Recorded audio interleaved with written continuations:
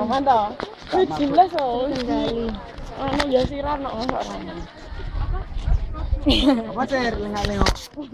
Kowe ambek ini nih. Wis dilancani ya siran Ya. Mesakne bae jare akhir hayat ane. Yes. ya siran. Yasinan. Ya sinan. Bakal iso nek tuwek celane Mbah Ran. Bahran. Mbah ya siran. Baser membahran. Mbah Ran. Enggak mbahran, bahrah. Bahrah. Bahrah.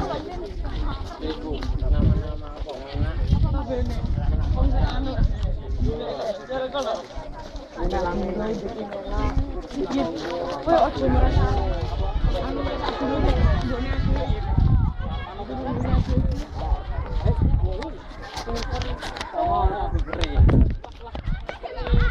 Aduh.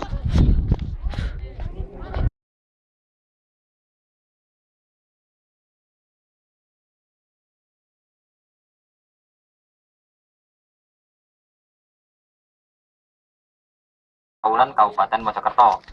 Jadi gapura Bajang Ratu ini adalah jenis gapura yang berbentuk padu raksa. Jadi gapura padu raksa ini adalah gapura yang memiliki atap. Nah, ini bisa dilihat di atasnya ada atap. Itu namanya gapura padu raksa. Kalau bentar tadi tidak memiliki atap atau gapura terbelah. Nah, gapura Bajang Ratu ini berasal dari kata bajang dan ratu, di mana bajang itu artinya kecil atau kerdil atau muda, ratu adalah raja. Jadi di sini ada raja muda. Nah, raja muda ini dihubungkan dengan Raja Majapahit yang kedua, yaitu Jaya Negara.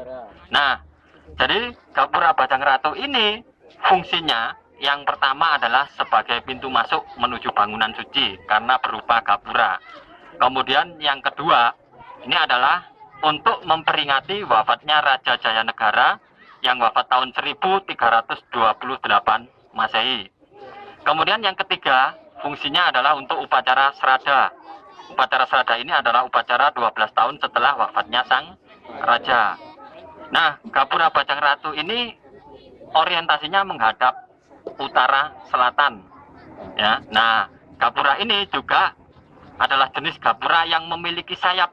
Nah, ini bisa dilihat ada sayap kanan dan kiri. Sayap ini diperkirakan fungsinya adalah sebagai lambang pelepasan arwah. Nah, pelepasan roh Jaya Negara yang ketika itu kembali ke dunia Wisnu. Ya. Nah, ini bisa dilihat di kanan dan kiri daripada gapura ini terdapat relief, ya, yang di sebelah barat itu ada relief Ramayana. Nah, relief Ramayana itu bercerita tentang Ravana yang dibunuh oleh Anoman. Nah, Anoman ini diindikasikan sebagai lambang kebaikan, Rahwana sebagai lambang kejahatan. Kemudian di kaki candi, nah, itu ada relief Sri Tanjung, ya. Nah, seperti yang ada di Candi Jabung ya. Nah, jadi relief Sri Tanjung ini sudah tidak asing pasti ya. Nah, ini adalah seorang perempuan yang sudah dituduh suaminya. Nah, berbuat tidak senonoh, akhirnya untuk membuktikan itu dia bunuh diri, kemudian darahnya masuk ke dalam air berbau wangi. Nah, itu jadi seperti legenda Banyuwangi. Nah, itu adalah Dewi Uma. Kemudian ada relief Kala Mata Satu dan juga relief Kala di ambang pintu masuk bangunan suci di atap. Nah, Kala ini bisa dilihat tangannya pasti, atau ini. Jadi biasanya dia, walaupun gini tapi dia seperti ini. Dari dua. Nah, itu diindikasikan bahwa di dunia itu diciptakan pasangan ya. Jadi baik ada buruk, ada laki, ada perempuan, ada siang, ada malam. Nah, Kala ini fungsinya sebagai penolak roh jahat atau menangkal roh jahat ya. Nah, gapura ini ya pernah dilakukan restorasi ya, atau pemugaran. Nah, di mana restorasi itu dilakukan antara tahun 84 ya sampai 85, kemudian 94 sampai 95. Ini merupakan warisan cagar budaya yang ada di dusun Kraton ya. Nah, selain Candi Tikus, ini ada gapura Bajang Ratu ya. Walaupun di daerah sini juga ditemukan waduk atau kanal-kanal kuno ya. Nah, jadi bahannya ini terbuat dari bata merah dan batu andesit. Nah, bisa dilihat itu ada batu andesit untuk penyangga atapnya, kemudian bata merah. Nah, batu andesitnya juga ada di tangga naik. Nah, itu ya. Nah, jadi orientasinya utara selatan ya. Nah, ini bisa kita lihat ya dari sini. Nah, kalau secara kasat mata ini kan nggak masuk akal. Kenapa bata merahnya ditaruh di bawah? Nah, batu andesitnya kok di atas? Nah, ya kan? Nah, ini menunjukkan bahwa masyarakat kita Majapahit ketika itu sudah mengenal hukum kapiler, tentang kapilerisasi, bahwa air itu mudah meresap melalui celah-celah kecil. Nah, karena ini dianggap sebagai bangunan suci, maka tempat ini tidak boleh tergenang air. Nah, yang bisa menyerap air adalah bata merah. Maka bata merah itu diletakkan di batu andesitnya di atas. Nah, itu ya. Pak, boleh tanya? Ini sebuah candi atau gerbang. Dan ini kalau candi ini apakah sebuah candi pendamaan atau bagaimana? Iya, jadi ini adalah jenis gapura ya. Gapura. Nah, gapura ini disebut paduraksa, yaitu memiliki atap. Nah, biasanya kalau ini di Bali itu disebut dengan nama Kori Agung. Kori Agung itu penghubung antara bangunan luar dengan bangunan dalam. Jadi dia letaknya di tengah-tengah. Nah, makanya ini sebagai mempunyai atap tunggal. Bahwa manusia kalau sudah memasuki area seperti ini, pikirannya hanya satu, yaitu menuju Tuhan yang Maha Esa. Nah, ya, nah itu tadi.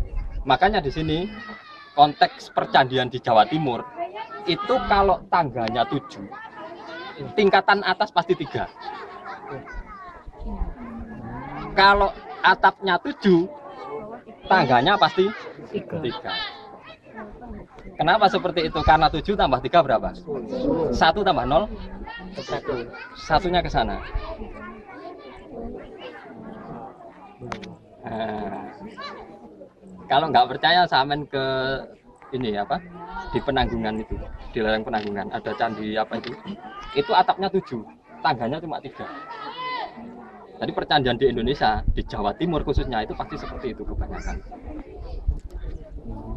Jadi semua jumlahnya pasti 1. Nah, itu. Ini berarti bukan pendarmaan? Enggak, ini sebagai pintu masuk, tapi ini juga digunakan untuk mewakili daripada bangunan suci itu sendiri. Karena yang berbentuk seperti ini itu sudah bisa digunakan untuk perwakilan dari bangunan suci. Nah, jadi makanya ini fungsinya adalah sebagai pintu masuk sebenarnya. Tapi Kori Agung ini biasanya sudah mewakili daripada bangunan suci itu sendiri. Nah, makanya di sini terdapat relief. Nah, pada masa pemerintahan Jaya Negara, dia mempunyai logo stempel resmi kerajaan itu 2 ikan. Nah, 2 ikan seperti ini. Nah, itu namanya 2 Jamina. Iya, itu namanya 2 Jamina. Kalau Airlangga, dia mempunyai stempel resmi Garuda Muka. Tapi kalau masa pemerintahan Jaya Negara, dia mempunyai stempel resmi kerajaan namanya 2 Jamina. Jadi 2 ikan. Nah, Jadi ini bukan sebuah bangunan pendarmaan Jaya Negara, bukan? ini adalah untuk peringatan. Oh, peringatan. Peringatan. Ya, jadi untuk peringatan 12 tahun setelah wafatnya Jaya Negara, maka dibangunlah bangunan ini untuk peringatan bahwa Jaya Negara itu diperingati di Bajang Ratu, dari kata Bajang dan Ratu itu. Nah, ada lagi yang ditanyakan? Terus apa kalau semakin Iya, jadi besi ini dikasih oleh pemerintah Hindia Belanda ketika itu tahun 1915. Jadi pemerintah Hindia Belanda ketika itu ikut melestarikan daripada warisan cagar budaya kita. Jadi tahun 1915 dikasih penyangga yang terbuat dari besi. Ini fungsinya adalah biar tidak runtuh. Pak, kalau untuk ini, kalau bentar kan mesti di luar, kalau Iya. Bajang Ratu kan di dalam. Iya. Itu apa ada Mas? Iya, jadi luar. Makanya sekarang saya tanya, candi di Jawa Timur dan Jawa Tengah pasti beda. Candi di Jawa Tengah, candi induknya pasti di tengah, dikelilingi candi-candi. Kalau di Jawa Timur, Gapura Bentar dulu, Paduraksa, baru bangunan suci. Nah, kenapa kok seperti itu? Itu bisa kita lihat. bahwa sistem pemerintahan ketika itu di Jawa Tengah adalah sentralistis. Segala sesuatu diatur oleh pusat, bawahan hanya tinggal melaksanakan. Kalau di Jawa Timur, nah, itu menggunakan konsepnya Ki Hajar Dewantara. Ing ngarsa, ing madya, tuturi. Nah, itu. Di depan memberi contoh, di tengah memberi apa-apa, di belakang memberi support. Ya, terus coba kayak di mana, di masjid di itu kan kalau mau ke bangunan suci itu harus nunduk dulu, makanya ya. Nah, makanya bangunan dulu itu pasti dibangun pendek-pendek. Nah, makanya itu karena berhubungan dengan etika. Nah, kalau kita berhadapan dengan orang-orang yang dianggap lebih tinggi derajatnya atau orang suci, itu pasti. Nah, jadi makanya kan masjid-masjid dulu ataupun tempat-tempat gapura dulu itu pasti dibangun pendek-pendek, jadi menunduk. Jadi itu. Pak boleh tanya, ini masalah istilah tadi, kalau Pak? Iya. Ini istilah menak. Lah, istilah menak itu di apa ya?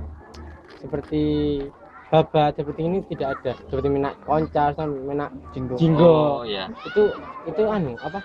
Istilah dari mana? Itu dari babat. Babat. Iya, kan samen kalau di sejarah itu kan ada yang namanya kidung, Ya. ada kakawin, ada babat. Nah, ya kan? Nah, makanya itu sangat mempengaruhi. Nah, makanya kan kalau kakawin, seperti Negara Kertagama itu kakawin. Ya. Kalau kidung, Harsawijaya itu tadi yang saya sebutkan. Nah, itu kidung. Nah, jadi istilahnya berupa prosa atau gancaran. Nah, kalau babat itu bisa masa pertengahan. Nah, ya kan? Jadi, nah itu. Makanya kalau menak itu berarti tingkatannya itu seperti raja atau adipati atau iya, setingkat adipati. Makanya kan Minak Jinggo itu dari Babat Tanah Jawi itu. Nah, Babat Tanah Jawi sendiri tahu siapa yang menulis? Nggak ada yang tahu kan? Nggak ada. Sumber sejarahnya dari mana? Nggak ada. Sama dengan para raton. Iya. Iya kan? Nah, kecuali Negara Kertagama. Negara Kertagama pun nama Perpanca sendiri siapa kalau ada yang tahu? Nggak ada. Belum ada. Saya sendiri loh nggak tahu. Bener nggak ada. Jadi Prapanca itu disebut dengan Nadendra, ya kan? Ya. Nadendra itu dari nada Indra. Nada Indra itu berupa Pada Indra. nah itu. Makanya Narendra itu, Nadendra itu sebutan untuk Prapanca itu. Karena dia menuliskan itu berdasarkan nada Indra. Karena terus terang saya sendiri nggak tahu siapa nama Prapanca itu sendiri. Prapanca itu penyebutan. Jadi bukan nama. Ya, julukan. Ada lagi yang ditanyakan? Saya tanya masalah Lamajang boleh? Lamajang. Ya, boleh. Itu kan atas balas budinya apa?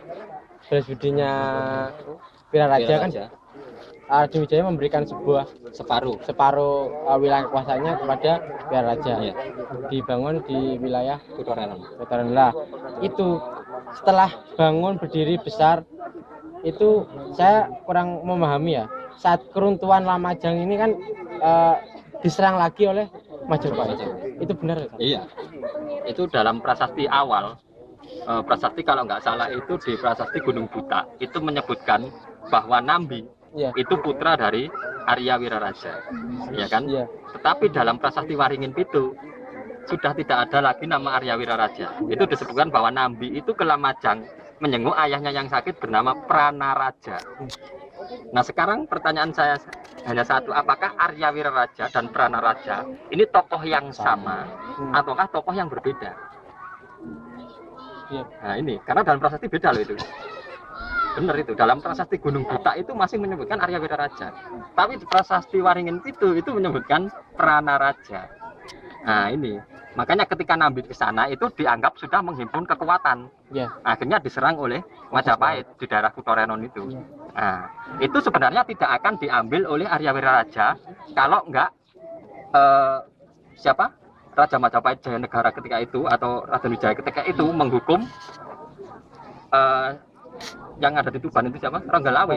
Iya, karena dia sudah menghukum Ronggalawe, akhirnya tanah itu diminta oleh Arya Wiraraja. Karena kita tahu bahwa Ranggalawi itu adalah putra dari Arya Wiraraja. Pak, saya mau tanya, ini terkait dengan pariwisata Iya. di sini. Apakah dari adanya Candi Bajang Ratu ini ada pengaruhnya untuk masyarakat di sini? Iya, yang pertama adalah untuk mendukung perekonomian. Nah, itu pasti. Karena dengan adanya wisata seperti ini, mereka ekonominya akan terangkat. Jadi orang berjualan di sini, secara otomatis pasti akan laku. Nah, dengan adanya pengunjung-pengunjung yang datang ke sini. Itu tentang sektor perekonomian. Nah, kemudian ada lagi dengan adanya warisan budaya yang ada di sini, desa mereka juga akan terkenal, baik di lingkup lokal maupun mancanegara. Nah, itu. Terus untuk dari pariwisata ini mayoritas dari pengunjung itu Pelajar atau apa? Nah, jadi bervariasi, Mas. Bervariasi diantaranya ada dinas, ada umum, ada pelajar. Jadi kita kategorikan itu asing, asing, dinas, kemudian umum, pelajar. Nah, dari catatan masing-masing itu kita makanya tiap hari itu kadang-kadang pengunjung yang masuk itu kita suruh nulis buku tamu. Nah, buku tamu itu untuk rekapitulasi harian, kemudian kita bulatkan menjadi bulanan. Nah, bulanan baru kita hitung tahunan. Nah, itu. Jadi nanti dari situ bisa kita lihat, oh berarti rata-rata tiap hari, nah yang berkunjung itu sekian orang. Nah, seperti itu. Jadi buku tamu itu adalah untuk mengetahui data pengunjung yang datang ke sini. Dari rekap data itu setiap tahunnya itu yang paling banyak biasanya dari mana? Kalau yang paling banyak itu antara umum dengan pelajar itu selalu beriringan. Kadang banyak umumnya, kadang juga banyak pelajarnya. Jadi selalu beriringan antara umum dengan pelajar. Kalau yang dinas hanya beberapa orang, asing pun sama. Tapi kalau pelajar, karena ini kan berhubungan dengan wisata budaya. Nah, itu pasti. Jadi kalau pengunjung antara pelajar dengan umum itu selalu beriringan. Jadi nggak harus umum yang lebih banyak ataupun pelajar yang lebih banyak. Nah, itu. Jadi mereka selalu beriringan. Jadi lebih banyak sedikitnya itu nggak terlalu signifikan lah. Tapi setiap hari pasti ada yang berkunjung. Pasti ada. Walaupun hari libur itu mereka banyak yang berkunjung. Setiap hari buka ya Pak ini? Setiap hari buka, kita buka. Kecuali yang di tim tadi di museum itu kalau tanggal merah sama Sabtu Minggu kita tutup. Karena kita itu bagian dari kantor BPJD. Kalau yang di situs, nah ini setiap hari buka. Ada lagi? Saya masih bingung itu mengenai sebuah cerita Damar Wulan. Tadi kisahkan bahwa kan Blambangan dan Majapahit itu punya hubungan. Nah, itu hubungan seperti apa? Iya.